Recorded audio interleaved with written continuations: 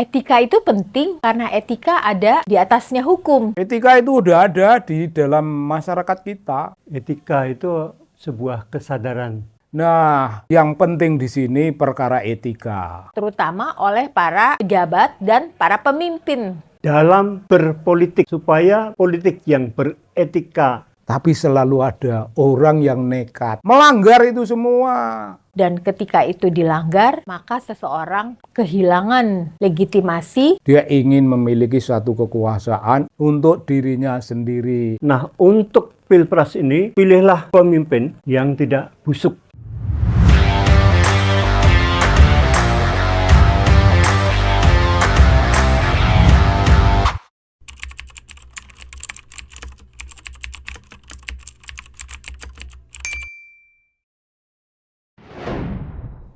Etika itu penting karena etika ada di atasnya hukum. Etika itu adalah nilai-nilai tentang kebenaran, kebaikan, kepatutan, tapi juga kedurjanaan yang tidak boleh kita wujudkan di dalam pikiran maupun dalam perilaku. Etika itu berbeda dengan hukum karena suatu nilai yang tidak tertulis, tidak ada sanksinya berupa fisik penjara atau denda, tetapi sanksinya itu ada di ranah-ranah pergaulan sosial. Kita bisa dikucilkan, kita bisa kematian perdata kalau kita dianggap sebagai orang yang tidak beretika. Dan etika itu diajarkan sejak kita lahir ke muka bumi oleh orang tua, kemudian oleh keluarga, oleh masyarakat, dan oleh sekeliling. Karena itu setiap kebudayaan mengenal nilai-nilai etikanya sendiri, dan ketika itu dilanggar, maka seseorang akan dianggap kehilangan legitimasi untuk bergaul dengan sesamanya sampai dia dipulihkan agar bisa diterima kembali, gitu ya. Mengapa etika itu menjadi penting dalam pergaulan sehari-hari di ranah privat dan terutama juga di ranah publik.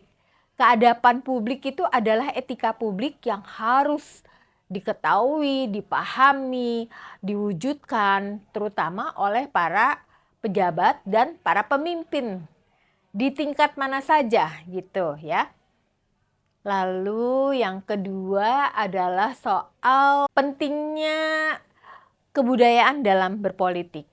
Setiap komunitas mau berdasarkan etnisitas, berdasarkan geografis, berdasarkan konteks-konteks sosial tertentu, itu memiliki cara-cara berpikir, cara-cara berdemokrasi, cara-cara menata organisasi-organisasi sosial, dan sebenarnya bisa yang bentuknya formal seperti desa atau kelurahan, tetapi juga banyak komunitas adat itu sudah ada di dalam masyarakat.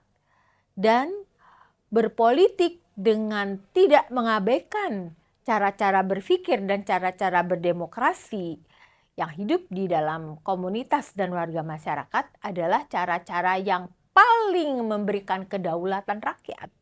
Oleh karena itu penting sekali di dalam berpolitik itu kita mengakomodasi apa yang dipikirkan oleh warga masyarakat, cara-cara mereka berdemokrasi, cara-cara mereka berpolitik sesuai dengan struktur-struktur dan konteks-konteks mereka sendiri. Terima kasih. Ya, etika itu sebuah kesadaran yang timbul dari dalam untuk berhadapan dengan pilihan-pilihan. Dalam hal ini pilihan Pilpres itu amat penting untuk milih pemimpin yang tidak busuk, pemimpin yang baik, yang bisa menuntun kita, bangsa ini. Kita sudah berkali-kali pemilu kan. Tapi kita juga mengalami kenapa pasang surut itu terjadi. Ini berarti kan pilihan kita itu masih harus dikoreksi terus. Apalagi generasi now yang kurang melihat bagaimana proses itu mau dibina. Yang kedua, saya mau mengatakan bahwa politik kebudayaan kita sudah punya. Kebudayaan itu adalah bagian dari kita. Artinya sebagai orang Jawa, sebagai orang Indonesia selalu dapat apa yang baik, apa yang buruk, apa benar yang suci. Itu semua sebagai nilai-nilai yang sudah mendarah daging pada kita. Nah, itu yang harus kita jadikan dalam berpolitik supaya politik yang beretika dan kita katakan demokrasi itu tidak menjadi pelaksanaan kekuasaan melulu. Ya, dalam kalau pelaksanaan kekuasaan bisa kekuasaan untuk kepentingan dia sendiri, dinasti maupun yang lain, ya, yang kepentingannya itu yang nomor satu. Padahal kepentingan itu yang paling bagus adalah kepentingan bersama, kesejahteraan, bonum comune, untuk kebaikan bersama. Lalu pertanyaannya, ini semuanya perlu pendidikan, proses pendidikan, sehingga kalau saya punya tesis yang saya ajarkan juga di UI tempat lain itu, hanya manusia Indonesia yang cerdas butinya dan nuraninya itu bersih akan bisa membuat sistem dengan sesamanya secara baik. Sistem itu adalah apa? A rational ordering of something. Kayak ini tadi saya mau Anda rekam ini semua di sistem kan, dibuat supaya saya bisa ngomong enak. Itu kan sistem. Nah, kursi dan semuanya diatur untuk ruangan, itu kan sistem. Nah, bernegara juga begitu. Sistemnya dibagi supaya tidak menjadi kekuasaan absolut, maka legislasi, legislatif, yudikatif, dan eksekutif. Nah, untuk Pilpres ini, pertama, pilihlah pemimpin yang bukan pejabat fungsional. Ya. Lalu dia harus menghargai betul kemajemukan bangsa ini.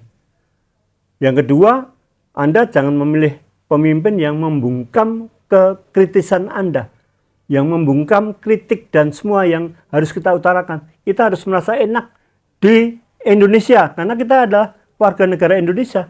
Yang ketiga, itu adalah pemimpin yang benar-benar menghargai dan menghormati harkat dan martabat kita. Itu. Sedikit mempersembahkan kepada para hadirin tentang etika berdemokrasi dan berpolitik untuk membangun politik berbasis kebudayaan. Nah, yang penting di sini perkara etika. Etika itu udah ada di dalam masyarakat kita. Diperkuat loh, yang ada dalam masyarakat itu diperkuat oleh tradisi. Dan etika itu menjadi pelajaran yang membuat telinga kita terngiang-ngiang tiap saat kita hidup dalam perspektif yang penuh etik. Berpolitik penuh etik, berdemokrasi penuh etik. Karena kita membangun politik berbasis kebudayaan.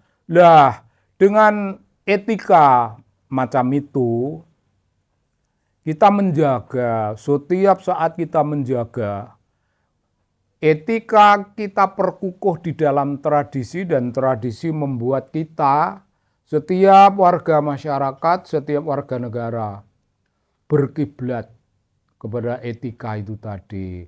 Keren, tapi ya jangan keliru. Di masyarakat itu ada kekuatan-kekuatan, tokoh-tokoh yang menegakkan hidup beretika, etika berdemokrasi, etika berpolitik, dan membangun politik berbasis kebudayaan. Wah, itu disepakati semua pihak. Tapi selalu ada orang yang nekat melanggar itu semua. Yang nekat itu melawan aturan etis macam itu. Karena dia bagian dari masyarakat itu ya, secara fisik bagian dari warga masyarakat. Dia bagian dari warga negara Indonesia, tapi dia punya perilaku yang tidak etis Nah itu dia bukan bagian dari apa masyarakat politik di Indonesia. Dia ingin memiliki suatu kekuasaan, ingin merawat kekuasaan untuk apa? Untuk memperkukuh tegaknya etika, tidak. Nah untuk dirinya sendiri. Bung, kalau ada tokoh yang berpikir tentang kekuasaan untuk dirinya sendiri, wah itu masyarakat memiliki model perlawanan. Di zaman dahulu, zaman raja-raja, itu ada itu peribahasa, Bung. Raja Lalim, raja disanggah, raja adil, raja itu yang disembah. Di mana dia punya posisi kebudayaan? Oh Raja Lalim, ditinggalin lah, ditinggalin sana sini, tidak ada pengikutnya, dan kalau dia ingin menang nggak ada yang mendukung. Rakyat kita ini sudah sadar politik, sudah melek politik, malah itu sadar memiliki kekuatan moral untuk berpolitik dengan panduan moralitas keagamaan dan moralitas publik yang kita junjung tinggi. Begitu Bung. Begitu Bung, gambaran mengenai etika berdemokrasi, etika berpolitik, dan bagian dari semangat kita membangun politik dalam perspektif kebudayaan. Salam Bung, terima kasih banyak. Keren lah.